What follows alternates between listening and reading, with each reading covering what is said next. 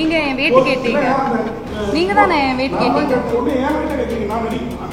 அவங்க எவ்வளவு வெயிட்னா அது ஒரு ஸ்டூபிட் क्वेश्चन தாங்க. அது என்ன கேள்வி? அது என்னோட கேரக்டர் பத்தி அவங்கள எப்படி தூக்குனீங்க?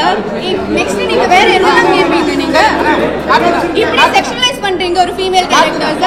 இது ஜர்னலிசமே இல்ல. ஃபர்ஸ்ட் ஆஃப் ஆல் நீங்க பண்றது ஜர்னலிசமே இல்ல. அதுக்கு காரணம் நான் இல்ல, அந்த நடிகை கௌரி கிருஷ்ணன் தான் காரணம். இவங்கெல்லாம் எனக்கு அக்கா மாதிரின்னு நான் உள்ள வர்றப்போ யாரோ ஒரு கேள்விக்கு பதில் சொன்னாரு. இவங்க எனக்கு அக்கா வயசு உடையவங்க அப்படின்ற மாதிரி. அப்பயே அந்த ஹீரோயினோட முகம் மாறிடுச்சு. அந்த பொண்ணுக்கு கோபம் காட்ட நினைச்சது ஹீரோ கிட்ட.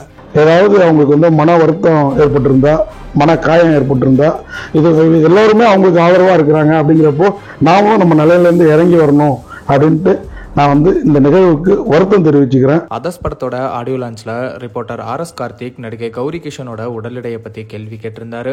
அப்போ அதுக்கு கௌரி அந்த ஆடியோ லான்ச்ல ரியாக்ட் பண்ணாம வேற ஒரு இன்டர்வியூல ஆடியோ லான்ச்ல தன்னோட எடையை பத்தி கேட்ட கேள்வியை குறிப்பிட்டு அவங்களோட வருத்தத்தை வெளிப்படுத்தி இருந்தாங்க.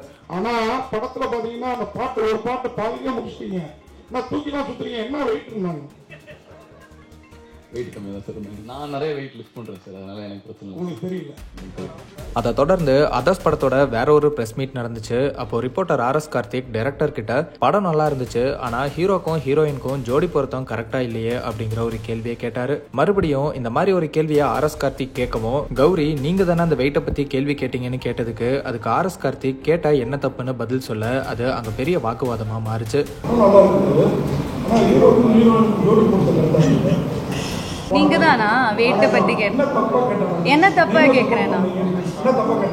நீங்க என் வெயிட் கேட்டீங்க. நீங்க தானே என் வெயிட் கேட்டீங்க. உங்க வெயிட் என்ன? அதை தொடர்ந்து கௌரி கிஷன் கொடுத்த இன்டர்வியூஸ்லயும் அவர் கேட்ட கேள்வி தப்புன்னு பேசியிருந்தாங்க. அவங்களுக்கு ஆதரவா ராதிகா, குஷ்புன்னு பல நடிகைகள் ஆதரவு கொடுத்தாங்க. பதிலுக்கு ரிப்போர்ட்டர் RS கார்த்தியும் பிரஸ்ஸை சந்திச்சு அவர் தரப்பு விளக்கத்தை கொடுத்து கௌரி கிஷன் தான் மன்னிப்பு கேட்கணும், நான் கேட்க முடியாதுன்னு ஆதங்கப்பட்டு பேசியிருந்தாரு.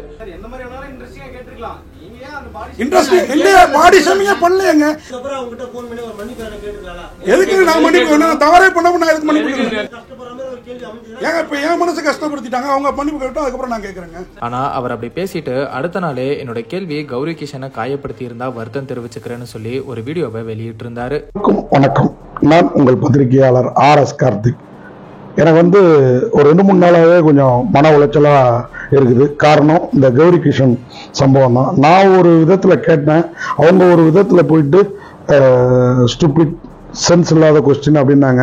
அதனால அடுத்த பிரஸ் மீட்ல அவங்கள திருப்பி கேள்வி கேட்க வேண்டியதா ஆயிடுச்சு.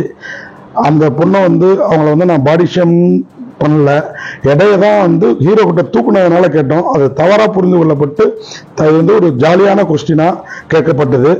அது தவறா புரிந்து கொள்ளப்பட்டது. அதுக்காக அவங்க மனசு அவங்களுக்கு பாதிக்கப்பட்டிருந்தா, ஏன்னா அவங்க ஒருத்தரை தாக்கணுங்கிறது என் எண்ணம் இல்லை அப்படின்னு இன்னைக்கு ட்விட் போட்டிருக்காங்க. எனக்கும் அவங்க மனசை நோக்கடிக்கணுங்கிறது எண்ணம் இல்லை.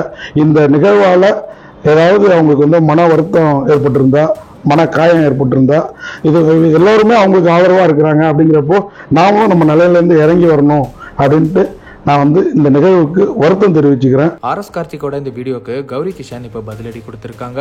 அவங்க என்ன சொல்லியிருக்காங்கன்னா, எந்த ஒரு பொறுப்புமே இல்லாம மன்னிப்பு கேட்கறதெல்லாம் மன்னிப்பே கிடையாது, அதுவும் அது ஃபன்காக கேட்டது, அவங்க தப்பா புரிஞ்சுக்கிட்டாங்க, நான் யாரையும் பாடி ஷேம் பண்ணலன்னு சொல்லி பேச ஆரம்பிக்கிறாரு. நான் இதை கிளியரா சொல்லிக்கிறேன், நான் இந்த மாதிரி பொய்யா நடிச்சு வெற்று வார்த்தைகளை பேசுறதை ஏத்துக்க மாட்டேன், இன்னும் நல்லா பண்ணுங்க RS கார்த்திக் அப்படின்னு கௌரி கிஷன் ரிப்போர்ட்டர் வருத்தம் தெரிவிச்ச வீடியோவை ஏத்துக்க முடியாதுன்னு சொல்லி மறுத்திருக்காங்க.